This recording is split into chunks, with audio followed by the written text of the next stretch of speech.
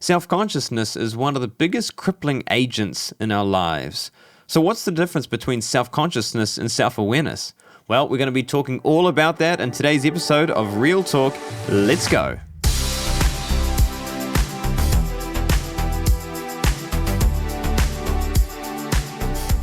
Well, welcome back to another episode of Real Talk with Kane Adams. Right now, we are in the middle of our self-awareness series. We've done part 1 and part 2, and we're on to part 3. So part 1 was all about internal self-awareness, which is understanding why you are the way that you are, why you think the way that you think, and understanding your belief systems that can dictate your thoughts and your habits and your behaviors. And then last week, part 2, we talked about external self-awareness, which is all about understanding yourself from other people's perspective and asking yourself the question, like we said, is what is it like to be on the receiving end of me? And then talking about how to alter your behavior or recognize the blind spots in your life that could be having negative impact into all the relationships that you have in your life. So that's internal self-awareness and that's external self-awareness. So if you've missed those episodes, you can check them out on YouTube or on Spotify or whatever you're using to listen or watch this podcast. And you can catch yourself up to the rest of the self-awareness series that we're on to. So today we're going to be talking about a different state of thinking that's in relation to self-awareness. It's a bit different. Well, I suppose we could say it's a counterfeit version of self-awareness, a counterfeit version, if you'd like, and that is self-consciousness. We're going to be talking about self-consciousness. What is self-consciousness? What's the difference between self-awareness and self-consciousness? And how is self-consciousness a problem in our lives? And just a quick disclaimer that a lot of this information has been derived from a teaching from Paul Scanlon, who talked all about self-consciousness, and some really, really great content from him. So you can check him out at paulscanlon.com. What is self-consciousness? What is it? I'm sure that all of us have heard the term to be self-conscious before. If somebody is self-conscious, what does that mean? Well, if you're self-conscious, what that means is that you are uncomfortable and nervous because you are worried about how other people will see you, or you're worried about what other people will think about you. It's an insight into our flaws, but not in a good way. Self-consciousness is laced with shame and embarrassment. So whenever you hear the word self-conscious, it's never presented in a positive light. If somebody says they were self-conscious or you were self-conscious, it always has negative connotations to it. And it's because it's laced with fear and embarrassment and with shame.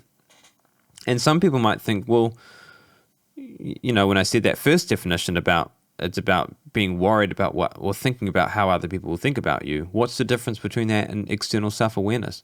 And there's a massive difference.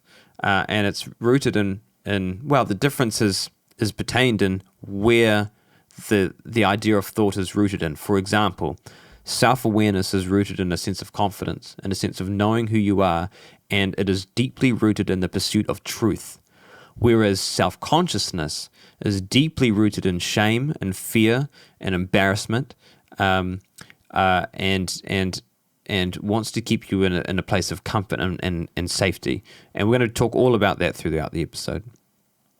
So, where does self-consciousness come from? It stems right back to Adam and Eve in the garden, basically. So we read the story about Adam and Eve, and when they ate the fruit, they sinned. And their wickedness was exposed, and they experienced shame and embarrassment for the first time. And so in an attempt to relieve that shame and embarrassment, they hid. The Bible says that they hid from God because they were so ashamed of what they had done. And so from that point, not only has the sin virus entered into generations and have gone down through generation to generation, where all of us are sinful, all of us are full of sin, and by our own right are not worthy to be reconciled back to God, except through the death of Jesus Christ. So not only have we experienced or received the sin virus in a way, but we have received self-consciousness as well. That self-consciousness is something that was birthed right back from the garden and has gone through generation to generation to generation. And it's rooted, like I mentioned before, it's deeply rooted in fear, and it's rooted in shame and embarrassment. So every single one of us experiences self-consciousness in one form or another in our lives. For generations, we've been aware of our nakedness. We've been embarrassed around other people because we are so troubled and so worried about what they will think about us. And that's what self-consciousness is. I know for me, I can be self-conscious around sport. I'm not very good. I guess I'm okay at throwing a rugby ball around or shooting a basketball into hoops and little things like that. I'm not too bad at. But when it comes to sport, particularly if it's playing with people who are a bit more serious, I can become very self-conscious. In fact, I remember a time when we were playing. I was playing tennis with some friends of mine, and they were very good, and I was not very good. And so I would always be hitting the ball into the net. And it was so embarrassing, and I felt so self-conscious because these guys are so good, and they're looking at me thinking, what is this guy doing? He's ruining the game because every time he steps and he throws he hits the ball into the net. And it came to the point where I just subtly stopped playing and ended up just running around, being the ball boy, just picking up all the stray balls and throwing them back because I was so self-conscious. And so I can be self-conscious, around sport, and that's something that's a bit more surface. On a deeper note, I can be self-conscious in social settings.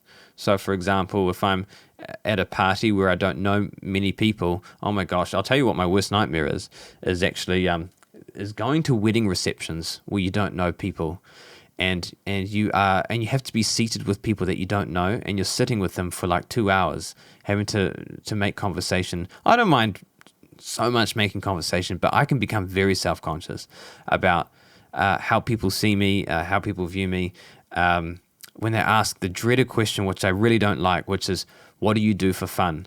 Because what I do for fun is very different from most people. I like to go on walks or sit on the couch and just think or study or research or do little nerdy things like that. And I can be so self-conscious because you ask other people the same question and they're always like, I like surfing and I play sport and I go to the gym and work out and do all this kind of stuff. And I'm like, I do none of that. And so I can be very self-conscious in social settings, particularly when questions like that are asked of me. And I suppose another thing that I have been self-conscious about would be doing this podcast. So I remember when I did the first episode, when I attempted to do the first episode a few weeks ago, and I set everything up in the room. I had my script there. I had everything prepared. I knew what I wanted to say. We're going to be talking about dreams and reducing your ambition. And I started to present the podcast. I could hear noises outside and things like that. And I don't know why. I just became unbelievably self-conscious. And I had to stop. I had to stop recording and try again another day because I just felt like I was not qualified at all to be doing this, that I don't know enough or whatever it is. And so I became very self-conscious. So what I'm saying in that is that all of us experience self-consciousness in some form or another. And this is kind of what self-awareness is all about. It's about understanding what you are self-conscious about and then being willing to work on it and willing to address it and to find those fears that you have in your life and not allowing them to rule you, and to address them and to say, no, this is where the fear stops here. It stops here. We're going to address it. We're going to move forward because it's detrimental to my life if I don't. So when it comes to finding what you are self-conscious about, a good way to do that is to ask yourself the question, what causes me to fluster? What causes me to be embarrassed? What causes me to be nervous, to be sweaty, apart from, running or working out? You know what I mean? To be nervous, to feel sick, to be flustered. What is it that causes me to do that? And whatever it is, chances are it'll be something that you're very self-conscious about. So I think a lot of us can recognize self-consciousness on a surface level, like I mentioned about how I'm self-conscious about sport, or you could be self-conscious about things like public speaking, or singing a song, or presenting an idea, or social settings like we talked about, or self-conscious about what you're wearing, or whatever it is. I think a lot of us can recognize self-consciousness on a surface level, but it can be a bit more difficult to recognize self-consciousness on a deeper level, which could be things that you were deeply embarrassed and ashamed about in your life that when you start to step outside of your comfort zone to do something that is a bit uncomfortable to you, if you are rejected, then it can be cataclysmic. And it could be these little rejections. I like to call them little rejections that could be very detrimental to our lives. What do I mean by little rejections? Well, for example, you take a step out in faith, doing something that you don't normally do, or doing something that you're uncomfortable with doing, and maybe someone mocks you for it, or maybe someone makes a joke about it. You could say a joke and no one laughs, or you do something, you say something and it doesn't go down well. You present an idea and instead of being accepted, it just gets shrugged and discarded. And you're doing things that you don't normally do, or you feel uncomfortable in doing, and so you retreat back. That's what self-consciousness does. It causes you to retreat back and stay in that comfort zone, or stay in that safety zone. And when those experiences happen, which they've happened a myriad of times in our lives, I like to call them little rejections, because that's what they are. They're little rejections. And when you pile on those little rejections more and more and more and more, you just become more and more self-conscious, and less likely to take risks, less likely to open yourself up and to be vulnerable because it's too painful. And what happens is that these little rejections, they have a deep effect on our lives, to the point where you begin to see rejections when they're not actually occurring. For example, you could be, maybe one day you've worn something to a party and someone has made a comment about it saying, "Why are you wearing that?" Or, "Gosh, that looks a bit silly." And you experience that little rejection. Let's say that's happened twice. Let's say that's happened 3 times, okay? It comes to a point where you go to a party and you're self-conscious about what you're wearing, and you're thinking to yourself, "Oh gosh, no one likes it. No one likes what I'm wearing. Everyone thinks I look silly. Everyone thinks I look stupid." And no one has even opened their mouth or said a word. And that's self-consciousness at its worst. It's where you are so self-conscious that you begin to believe that you are being rejected when nobody is actually rejecting you. That's self-consciousness at its worst. So let's go through the differences between self-awareness and self-consciousness. And before I do that, I just want to say something from the outset, that self-consciousness is not your friend. It is not your friend. The desire of self-consciousness is to keep you locked in a prison of fear and shame, and to keep you as much as possible in safety and in comfort, and to minimize the risk of any rejection from anybody. That's the goal of self-consciousness. It fears rejection and does everything that it can to protect you from rejection. And the way that it does that is to keep you in comfort and in safety for as long as possible and as much as possible. But the problem with that is that you never grow. If you live your life, and we talked about this in episode 2 about facing your fear, how bravery is better than safety. It's better to be brave than it is to be safe. Because safety and comfort in the long run is a growth killer.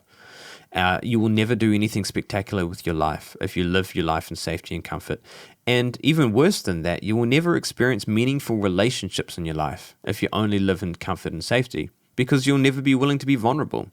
And the only way that you can grow in a relationship with someone and that you can be intimate with someone is to be vulnerable. And so the only way that you can be vulnerable is by exiting the comfort and the safety that you've lived in, or that self-consciousness will desire you and intend for you to live in. So it's not your friend. So here's a few differences. Okay, I'll use a few examples. Let's say, for example, you're in a social setting. Let's say you're an introvert and you get anxious about being in social settings. So self-consciousness will say, they're not going to like me. They're not going to understand me. I don't know how to start the conversation. I'm feeling really anxious right now. Maybe I should just go home. I don't want to be an absolute fool. I'm just going to go home. Okay? Self-awareness says something like, I feel anxious right now, but you know what? That's okay, because my anxiety is something that I'm working on. And I'm going to step out and I'm going to introduce myself despite the fear that I'm feeling. All right? So that's self-awareness. Self-consciousness just wants to throw you back into comfort and safety. Self-awareness wants to take you out of your comfort and your safety to a place where you can work on yourself and you can grow, and you can do things that you're not necessarily comfortable with doing, but you know that it'll be good for you. So in saying that, you could say self-awareness has your best interest at heart, whereas self-consciousness definitely does not. I suppose with self-awareness, the opposite could be true as well. Let's say in that social setting, you might arrive to the party and you might actually think to yourself, to be honest, I'm not in a good place right now in regard to my anxiety, so it actually might be better if I sit this one out.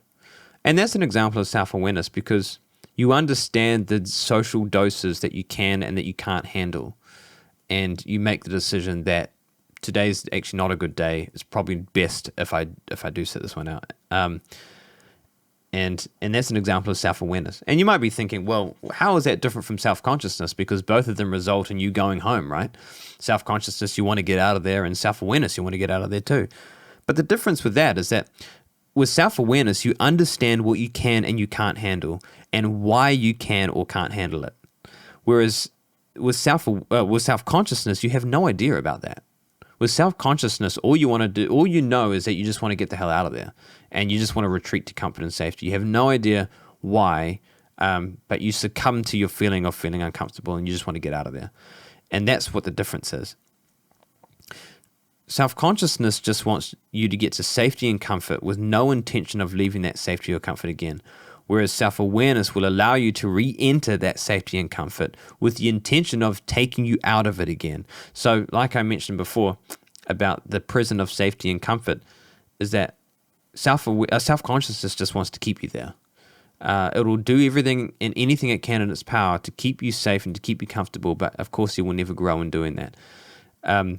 Whereas self-awareness will allow you to re-enter that safety and that comfort for a season, for a time, just to catch a breath, and then, but will then nudge you to get out. It will nudge you to get out of the comfort and the safety, because otherwise you will never grow. Here's another difference. Self-consciousness is recognizing our flaws and doing what we can to hide them, whereas self-awareness is recognizing our flaws and doing whatever we need to address them. Okay, it's self-consciousness will always do what it can to hide your flaws, to hide your mistakes, mainly rooted in the ego, and we'll talk about that in a second. Whereas self-awareness wants you to address those flaws, to look at them and to deal with them and to address them and to sort them out, which will bring you peace in the long run. Here's another difference. Self-consciousness is an automatic, autopilot state of thinking. It comes naturally to all of us without even trying, whereas self-awareness is a learned state of thinking. It doesn't come naturally to most, and it's a skill that you need to intentionally learn. And it's true. You know, self-consciousness just comes so naturally. We don't even have to think about it. It's rooted in us ever since Adam and Eve right at the beginning, right? It's a part of the human psyche. It's a part of the human life that all of us have. Whereas self-awareness is something that we need to learn, which very few people learn, but it's something that we need to intentionally put in place and learn. It's a skill that we grow, that we practice, and that we learn. Okay, here's another one. This is probably one of the more important ones. So think about this one. Self-consciousness is worrying about how people perceive you, whereas self-awareness is gaining insight to how people actually perceive you. So anybody can be worried about how people see them and how people view them, right? And we talked about this I think particularly in the first episode maybe, about about the rose-tinted glasses. You see, you put these rose-tinted glasses on that give a perception. Whereas self-awareness allows you to see yourself through the eyes of truth. We talked about that. And it's the same here. Self-consciousness thrives off the perception. It thrives off being worried about being fearful about what people think about you, and constantly looking at yourself through this false perception. Whereas self-awareness thrives off truth, of looking at yourself and looking at others and the situation through the eyes of truth and how people are actually perceiving you, okay? And the question would be, why are very few people willing to dig deep and to find out actually how people actually perceive them? In other words, practicing external self-awareness, right? Why are people not willing to do that? They're not willing to do it because it's confronting. Because if you ask for someone, if you talk to someone and ask them for feedback, and they let you know that you actually come across as quite an arrogant person, or someone who is a little narcissistic, and whenever you're in a meeting, you tend to bring the conversation about yourself. If somebody tells you that, it's very uncomfortable and very hard to hear. But we need to hear it. And so self-consciousness will do anything and everything in its power to not allow that to happen, to not allow you to hear how people actually perceive you, because it's too frightening. It's too afraid of the rejection and too rooted in shame to do that. Whereas self-awareness is willing to hear the feedback, as uncomfortable as it may be, and to do whatever you can to put that feedback into place and to help you become a better person, basically, and to help you to address what needs to be addressed and to grow in character as well. All right, here's another difference. Self-consciousness thrives on victim mentality, whereas self-awareness refuses to play the victim. So even if you really are the victim in a situation, what self-awareness will do is it'll recognize it and acknowledge it, but it won't allow you to stay there. Whereas self-consciousness thrives on victim mentality. Why? Because I think self-consciousness will see victimhood as a sense of protection against your flaws. So, for example, if somebody has wronged you, self-consciousness will take that hurt, that rejection, as painful as it is, and it will do whatever it can to protect you and protect your ego, and to say that the other person is at fault and blame them entirely, so that you don't have to face this truth of your flaws. You don't have to face the truth of the blind spots of your life. Because it keeps you, remember, self-consciousness, its driving goal is to keep you in safety and comfort as much as possible. So if someone hurts you and rejects you, safety, safety, safety, safety, safety. And it's not safe to address your flaws at all. So forget about the flaws. It's their fault. It's their fault. It's their fault.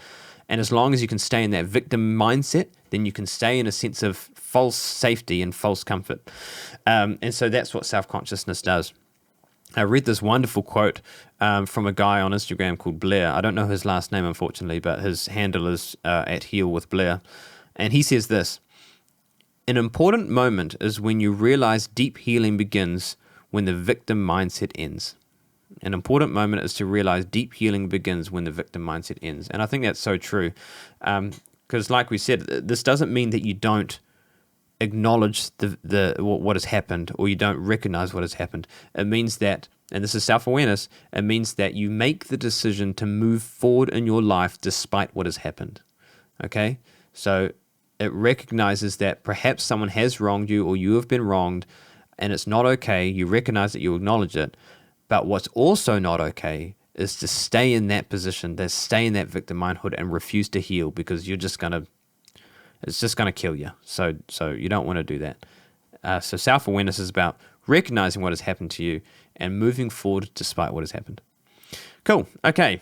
Let's talk about the problem of self-consciousness. I mean, I think by now you're probably pretty well aware of the problems of self-consciousness, how self-consciousness is not your friend. But just to kind of finish this off and as a conclusion, kind of what we're talking about with self-consciousness. It's not your friend. Self-consciousness doesn't have your best interests at heart. And it's something that is natural to us, that is in like an autopilot response to us. Self-consciousness, it focuses on short-term gain and long-term pain, whereas self-awareness is the opposite. Let's put it this way.